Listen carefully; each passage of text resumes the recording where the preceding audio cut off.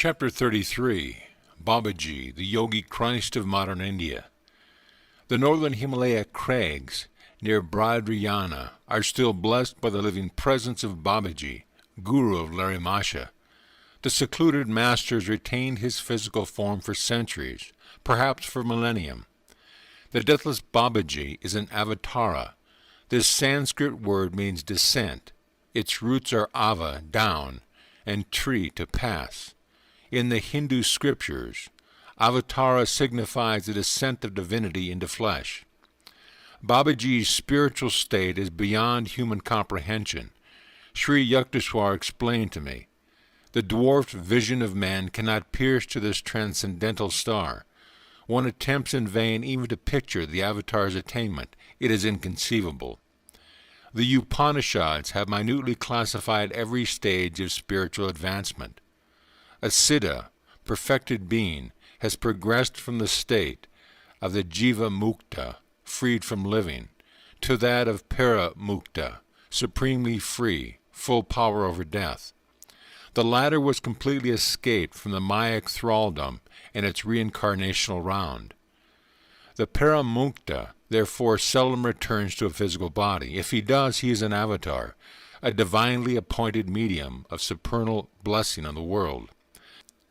An avatar is unsubject to the universal economy. His pure body, visible as a light image, is free from any debt to nature. The casual gaze may see nothing extraordinary in an avatar's form, but it casts no shadow, nor makes any footprint on the ground. These are outward symbolic proof of an inward lack of darkness and material bondage. Such a God-man alone knows the truth beyond the relativities of life and death.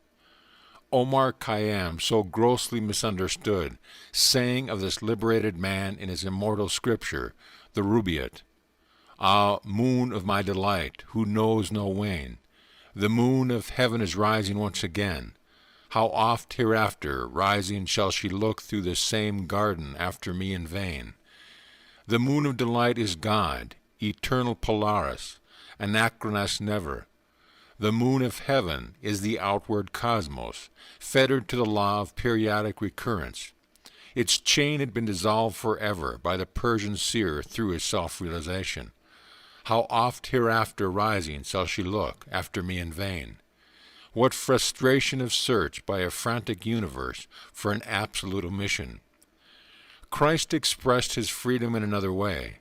And a certain scribe came and said unto him, Master, I will follow thee whithersoever thou goest.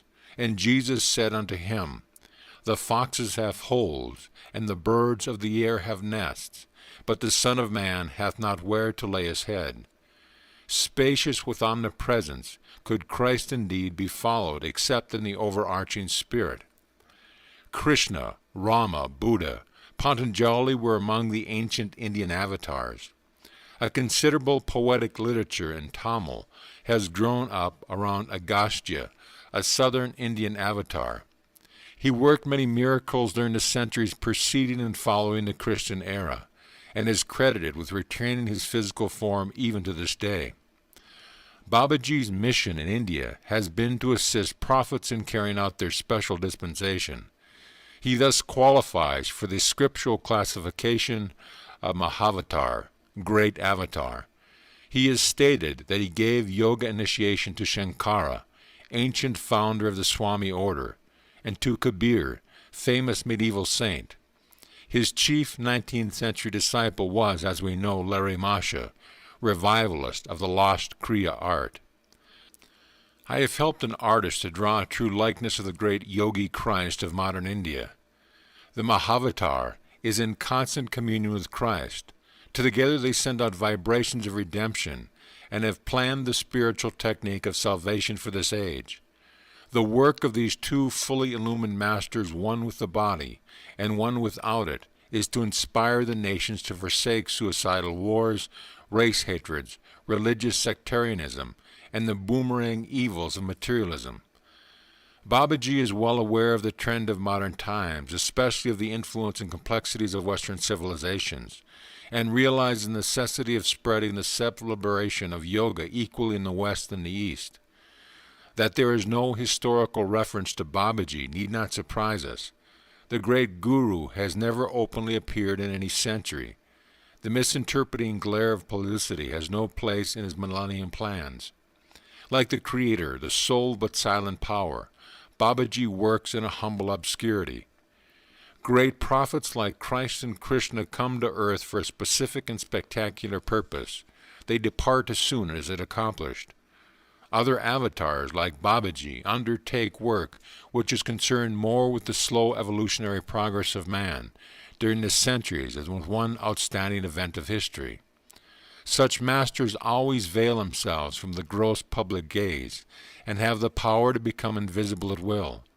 For this reason, and because they generally instruct their disciples to maintain silence about them, a number of towering spiritual figures remain world unknown.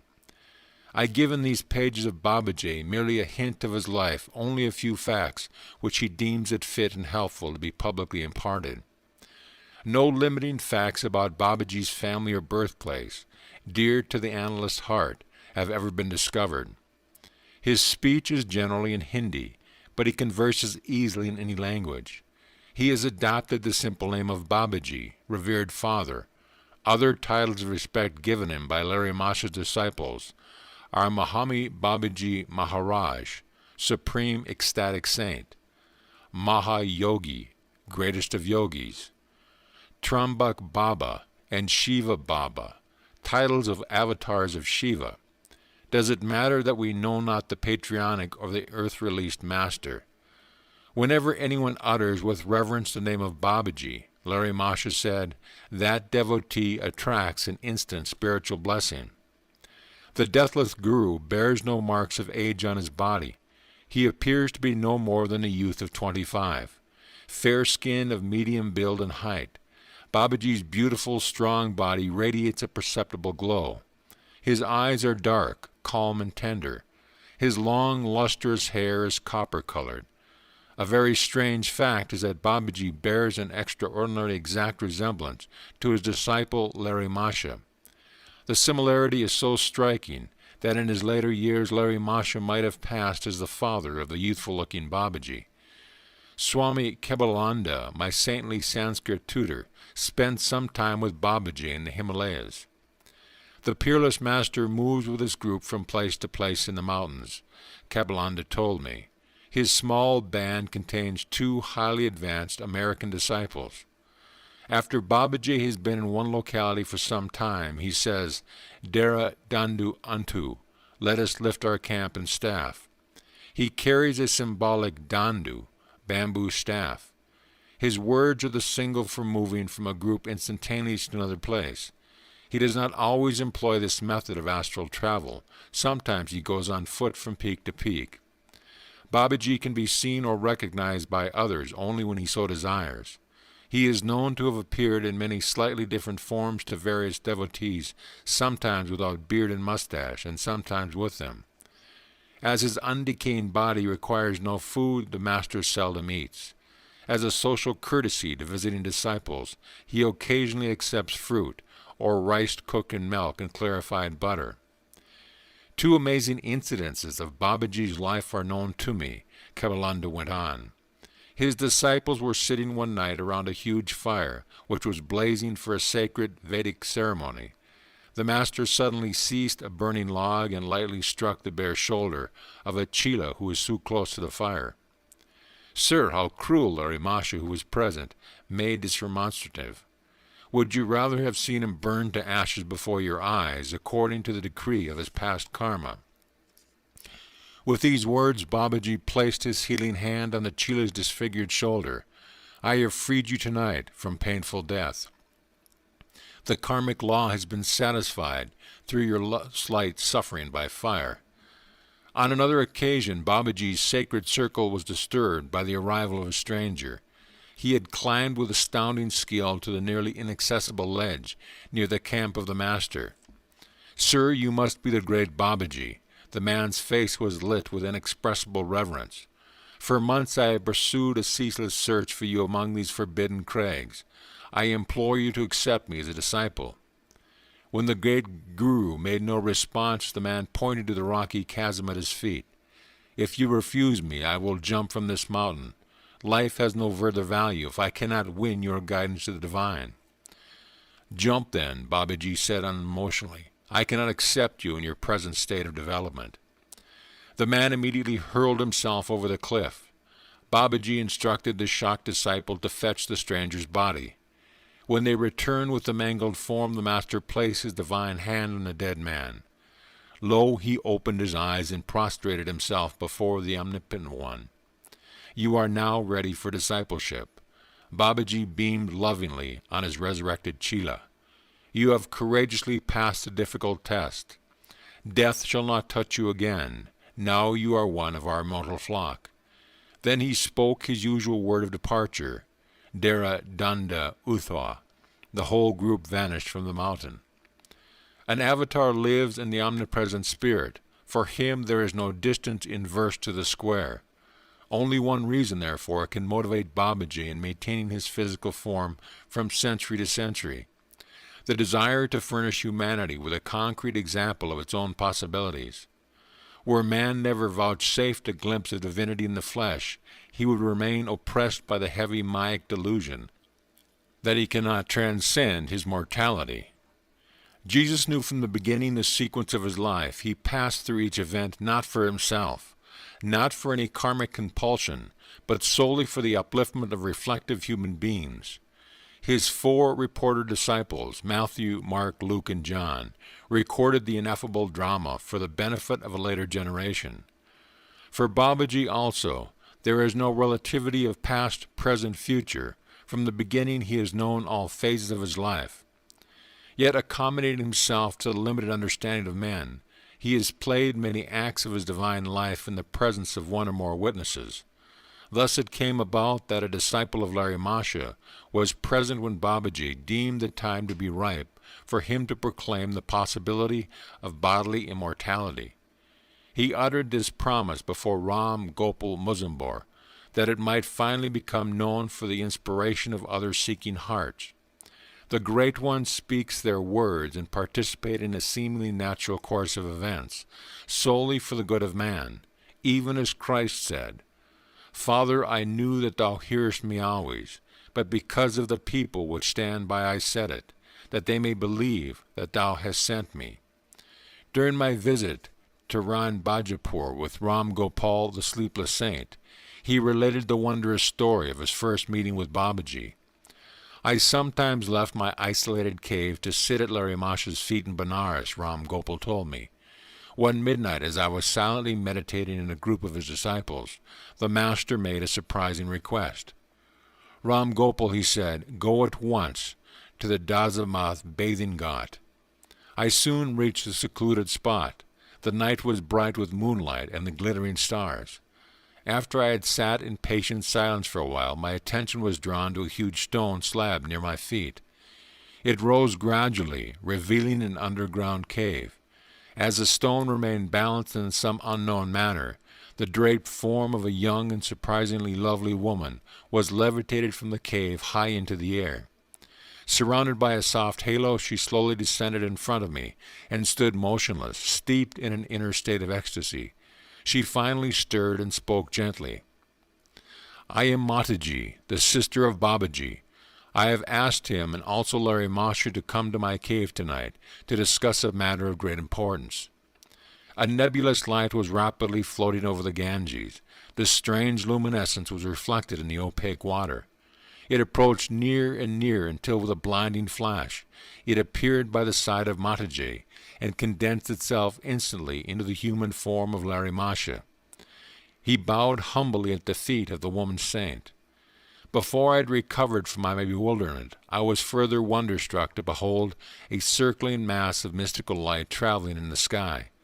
Descending swiftly, the flaming whirlpool neared our group and materialized itself into the body of a beautiful youth, who I understood at once was Babaji.